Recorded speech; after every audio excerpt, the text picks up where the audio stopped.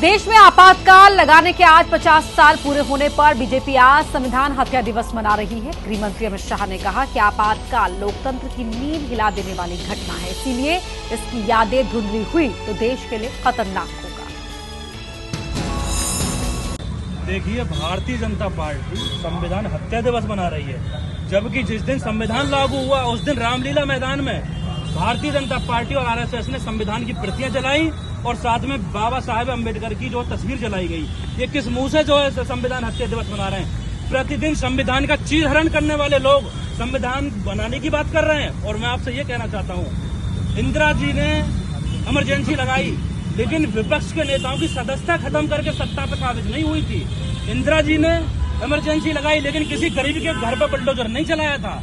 इंदिरा जी ने इमरजेंसी लगाई, लेकिन ईडी और सीबीआई के दुरुपयोग से विपक्ष के नेताओं के घर पर जाके कब्जा नहीं किया था। इंदिरा जी ने इमरजेंसी लगाई, लेकिन जिस तरीके से अमित शाह और नरेंद्र मोदी जी ने एमपी और एमएलए को तोड़ करके उनके जो तमाम संवैधानिक संस्थाओं का चीरहरण करके सत्ता पर काबिज नहीं हुए थे, वो इमरजेंसी इस अघोषित इमरजेंसी से लाख गुना बेहतर थी। और ये अघोषित इमरजेंसी देश में संवैधानिक संस्थाओं का तोड़ मरोड़ करके और देश के जो व्यक्ति हैं और जो उनके पॉलिटिकल विचार हैं उनको मारने का काम कर रही है।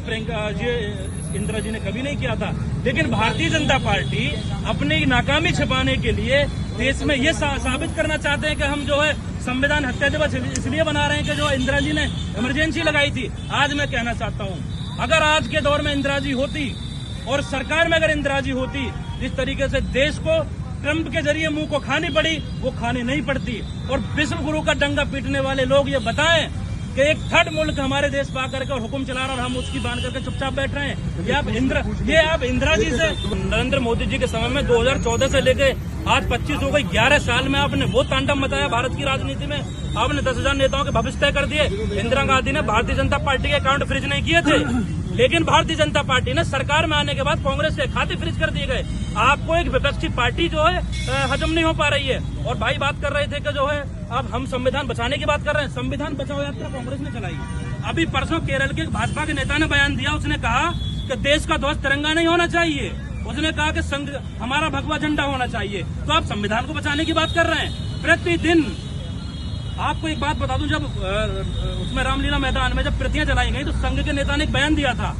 उन्होंने, एक रिपोर्टर ने पूछा कि आप क्यों जला रहे हो, वजह क्या? उन्होंने कहा कि हम इसलिए जला रहे हैं कि इसमें मनुस्मृति का अंश नहीं है।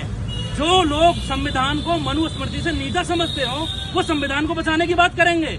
और मैं साफ कहना चाहता हूँ, ये देश संविधान से चलेगा। भारतीय जनता पार्टी अघोषित इमरजेंसी लगा के कितना भी संविधान बदलने की कोशिश कर ले, देश संविधान से चलेगा। मैं अपने कार्यालय पर 70 साल तक तिरंगा नहीं लहराया, वो संविधान बचाने की बात कर रहे हैं। मैं वही कहूंगा जो भी मैंने आपसे कहा था।